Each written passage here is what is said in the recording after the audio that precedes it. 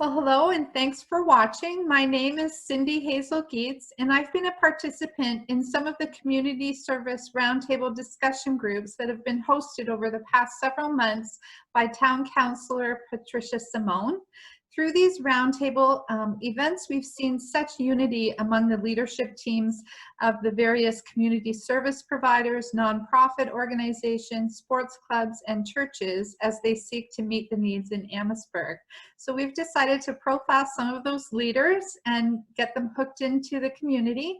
And today I have the privilege of introducing Joanne Fear. She's the Regional Director of Safe Families Windsor Essex. So Joanne, thanks for taking time to join us today. Well, thank you for having me. I appreciate it. Okay, I'd like to begin just by asking you to give us a brief description of the services you provide our community and just the overview of the demographic that you're serving.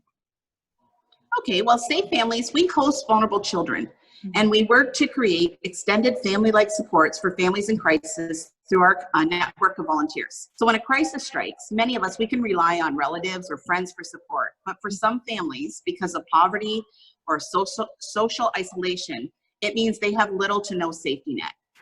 We do know that when a family's in crisis, the risk for abuse and neglect rises dramatically. So parents experiencing a temporary crisis, such as a health concern, addiction, mental health issues, loss of employment, they can arrange for their children to stay in one of our vetted homes while they get back on their feet. And we try to step in as a preventative measure. We don't want to wait till bad things happen. We want to provide the support, keep kids safe, and help parents connect to the community resources they need, and also provide them a friend through the crisis. Wow, that's an awesome service, and I'm sure much needed. You must have seen a magnified need in these times especially. Definitely. So in these challenging days of COVID-19 and all the restrictions that come along with that, what are you most grateful for as an organization?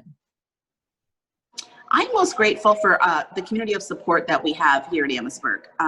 This community, when there's a need, they respond, and very quickly as well. And it's exciting to work in such a caring community. Awesome. That's great to hear. What are the greatest needs that you have in your organization currently, and how can people come alongside you, Joanne, and help with those needs? Well, we're always looking for volunteers. That is something that we're always looking for, and it is an awesome opportunity. We provide all the training and get you settled in and working alongside other people. Funding is always an issue with any nonprofit. Our local site has to raise all our funds to keep our doors open. So anything that we do raise locally does stay local. So that's always a challenge. And with COVID, we have seen some of our donations take a pretty significant hit. And then thirdly, help us get the word out. We are a new organization. We're relatively the new kid on the block. So if you know of families in need or in crisis, or if you need some help, reach out. We're here and we're excited to come alongside you and do whatever we can to support you. Awesome. And finally, what are you most looking forward to in the coming year?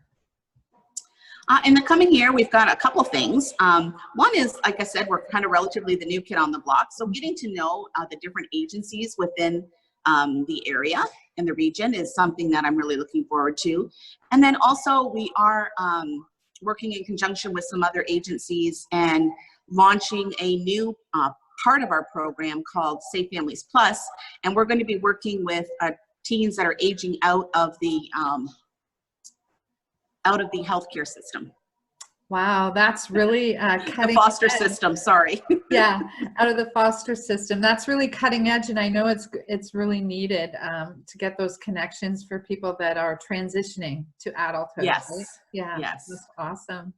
Well, thanks, Joanne, to you and your team of volunteers, and I think you have potentially some staff coming on soon to help you. Yes, we do. We've received some grants to hire some staff, so we're quite excited about that. That's wonderful. Just want to, on a personal note, extend our thanks to you for all that you're doing in the community, and thanks for coming on and just giving us those three really tangible needs.